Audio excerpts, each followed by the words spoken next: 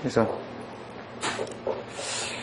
네, 내용이 조금 어려울 수도 있기 때문에 여러분들이 한번 공부를 하시면서 중간중간에 모르는 게 있을 수도 있습니다. 그러면 저한테 질문을 주시면 또 이제 제가 보충 설명을 하도록 하겠습니다. 그래서 최소한 이론을 한번 들으신 분들, 이런 분들을 감안을 해서 정리를 하는 거니까, 거기 이제 문제를 풀기 전에 잠깐만, 지금 사셨으니까 책 있죠? 여기 이제 이론책 1페이지에 거기 나와 있는 내용 좀 보도록 하겠습니다. 네, 그 1페이지에 나와 있는 1번의 재무관리의 의의와 목표인데, 의의는 의의나 기능 이런 것들은 이제 이론 시간 내용도 좀 참고를 하시고, 시험문제 잘 나오는 것이 3번의 재무관리의 목표에 해당되는 개념이거든요. 그래서 재무관리 목표에 해당되는 부분들이 1번의 첫 번째 기업가치 극대화 기준으로 보는 내용하고, 그 다음 페이지 보시면 가로 2번 자기자본 가치 극대화, 그 다음에 참고해 보시면 이윤 극대화 이렇게 있습니다. 근데 여기서 우리가 재무회계라고 한다면 경영성과를 판단하는 데 있어서 여기 이윤 극대화가 고려가 될 거예요. 이윤 극대화라고 하는 건 회계상 이윤을 말하는 거거든요. 근데 우리 이제 재무관리죠. 재무회계가 아닙니다. 재무관리 같은 경우에는 이윤 극대화에 관련된 부분들은 크게 중요하지 않다. 왜? 발생주의 회계를 하는 게 아니라 우리 재무관리 무조건 뭡니까? 현금주의에 따라서 판단하는 겁니다. 현금주의에 따라서 판단을 할 거기 때문에 거기 나와 있는 이윤 극대화의 문제점 이런 것들이 우리 재무관리하고 좀 안 맞다 이렇게 생각하시면 되겠어요. 시간가치, 현재가치에 해당되는 개념이라든지 미래의 불확실성 이런 것들을 할인율에 반영을 해야 되는데 이런 것들도 없어요. 그 다음에 기업의 사회적 책임을 무시한다 이런 거는 경영학에서 나올 수 있는 내용들이겠죠. 그럼 이제 두 가지 기업가치 극대화, 자기자본가치의 극대화 두 가지 측면이 있을 때 우리는 일반적으로 이제 우리 기업의 재무구조에 해당되는 것이 타인자본에 해당되는 부분들과 자기자본에 해당되는 그렇죠? 이렇게 하면 기업가치 보통 이제 영어로 쓰면 여기가 V 그렇죠? 재무관리에서 여기는 타인자본에 해당되는 것이 S 우리 자본에 해당되는 부분, 부채에 해당되는 부분 이렇게 생각하시면 되겠어요.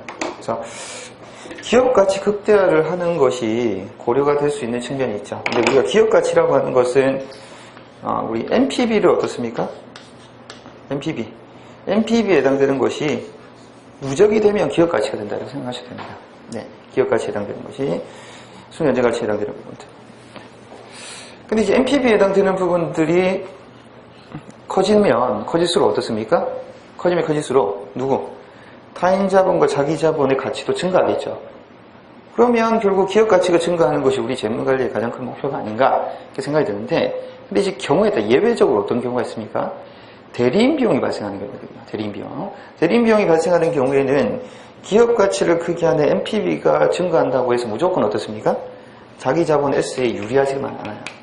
여긴 타인자본이고 자기자본 S에 유리한 측면을 봐야 되는데 자 그런 예외적인 상황에서는 기업가치 극대화보다는 누구의 가치 극대화? 자기자본 가치 극대화가 훨씬 더 중요할 수 있다는 이야기죠. 그래서 이 부분이 좀 더 포커스가 맞춰진 내용들. 뭐 때문이다? 예외적인 대리비용에 해당되는 부분, 대리인 비용 이런 것들이 발생할 수 있는 문제점. 대리인 비용은 또 뒤에서도 보시겠지만, 그래서 이런 두 가지 관점을 놓고 본다고 한다면,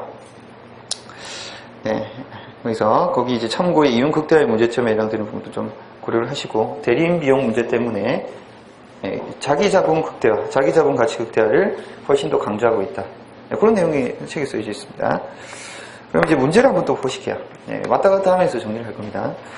1번 문제를 보시면요. 1장 재무관리 기본 개념. 회계적 이익의 극대화는 재무관리 목표를 적정하지 않다. 그 이유에 대한 설명 중 옳지 않은 것.